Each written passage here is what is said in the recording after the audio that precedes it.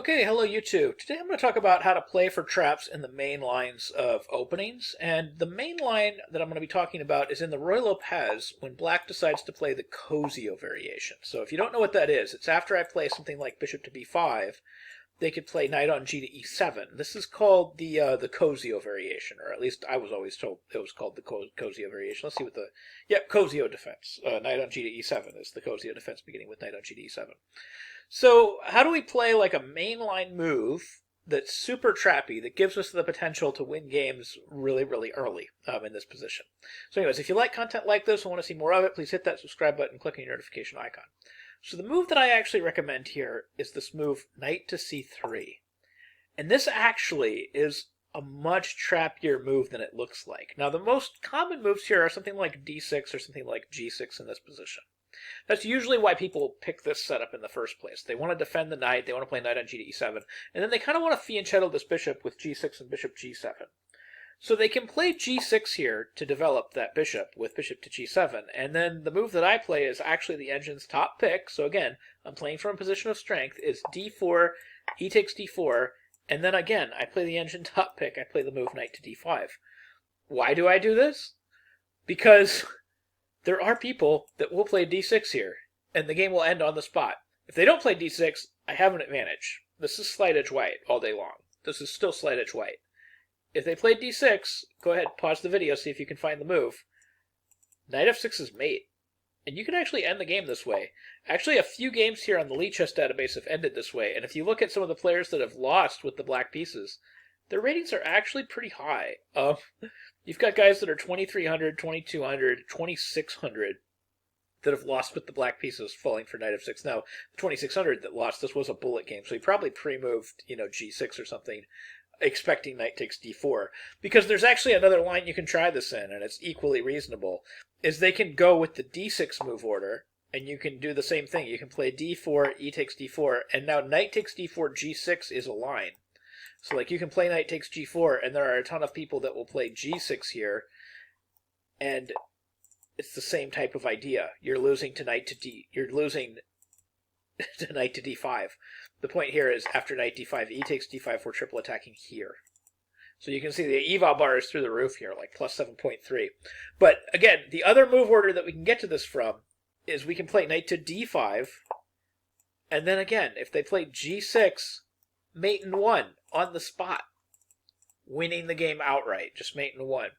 Now, if they play the best move, according to theory, right? So after knight d5, if they play the best move according to theory, which is something like, instead of g6, we'll say something like knight d5 or a6, this is still advantage white, like knight d5, e takes d5, and then something like a6 takes, knight d4, queen e7, bishop e3 takes, we just castle.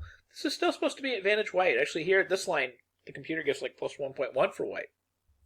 So again, we're playing from a position of strength. If they don't fall for our trap, it's not like we're completely lost. Now, if we take the other continuation, where they start with, instead of d6, they start with g6, and we look at d4,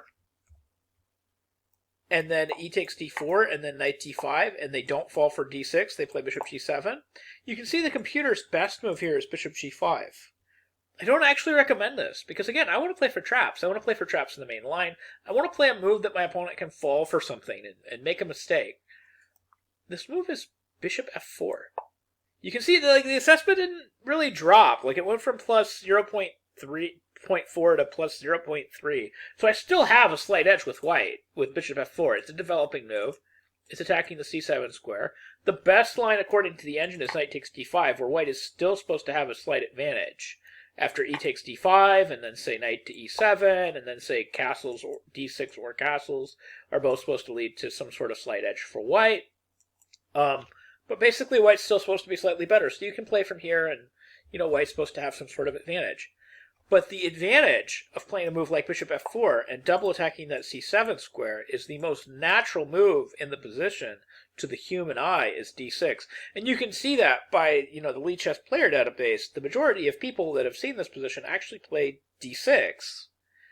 And quite a few high-rated players actually played d6. Like we can look at our collection here of high-rated guys that are playing d6. We've got a guy over 2,400 and et cetera, et cetera. a lot of high-rated players are actually falling for this trap of playing d6, and of course a lot of club-level players will fall for it as well.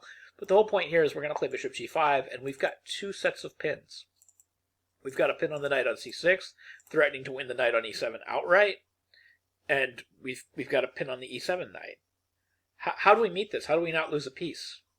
So the engine here is giving a +3 assessment for the white pieces.